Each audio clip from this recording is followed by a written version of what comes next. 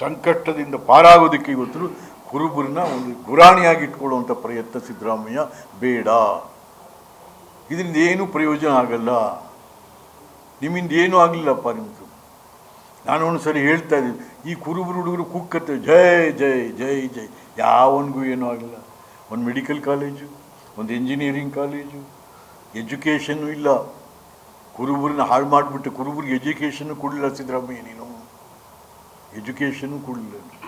ಯಾವ SLC fail ಆದವು ಅಂಥವ್ರೆ ನಿನ್ನ ಜೊತೆ ಮರಿಗೌಡ ಈ ಥರದವೇ ನಿನ್ನ ಇವು.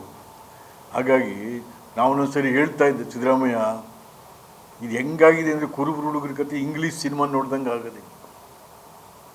ಇಂಗ್ಲೀಷ್ ಸಿನಿಮಾ ಅರ್ಥ ಆಗ್ತಿಲ್ಲ ಅವಕ್ಕೆ, ಜೈ ಸೀಟಿ ಹೊಡಿಯೋದು ಕತೆ. ಹಾಗೆ ಸಿದ್ದರಾಮಯ್ಯ ಅರ್ಥ ಆಯ್ತಲ್ಲ, ಸುಮ್ಮನೆ ಸೀಟಿ ಹೊಡಿತವೆ ಜೈ ಜೈ ಅಂತ. ಅವು ಯಾಕೆ ಜೈ ಅಂತಾವೆ, ಯಾಕೆ ಸೀಟಿ ಹೊಡಿತಾವೆ? ನಾವೆಲ್ಲ ಮೊದಲು ಗಣೇಶ ಥಿಯೇಟ್ರು, ಗಾಯತ್ರಿ ಥಿಯೇಟ್ರಲ್ಲಿ ಇಂಗ್ಲೀಷ್ ಸಿನಿಮಾ ಬರೋದು, ಎಲ್ಲ ಜನ ಹೋಗೋರು, ಯಾರಿಗೂ ಏನೋ ಒಬ್ಬ ಸೀಟಿ ಹೊಡೆದು ಎಲ್ಲ ಸೀಟಿ ಹೊಡಿಯೋದು ಅಷ್ಟೇ, ಇನ್ನೇನು ಇಲ್ಲ. ಹಂಗಾಗಿದೆ ಹುಡುಗರ ಕಥೆಗಳು. ಕುರುಬರ ಯುವಕರಲ್ಲಿ ಭವಿಷ್ಯವನ್ನು ನಿರ್ಧಾರ ಮಾಡಲಿಲ್ಲ ನೀನು. ಭವಿಷ್ಯ ಕೊಡಲೂ ಇಲ್ಲ ಅವಕ್ಕೆ, ಏನೂ ಮಾಡಲಿಲ್ಲ. ಇವತ್ತು ನಿನಗೆ ಸಂಕಟ ಬಂದಿದೆ, ಬನ್ನಿ ಕುರುಬರನ್ನ ಕರೆಯೋದಕ್ಕೆ ನಿಮ್ಮ ಸರ್ಕಾರನ ಉಪಯೋಗಿಸಿ ಚೂ ಬಿಡ್ತಾ ಇದೆಯಾ? ನೋ.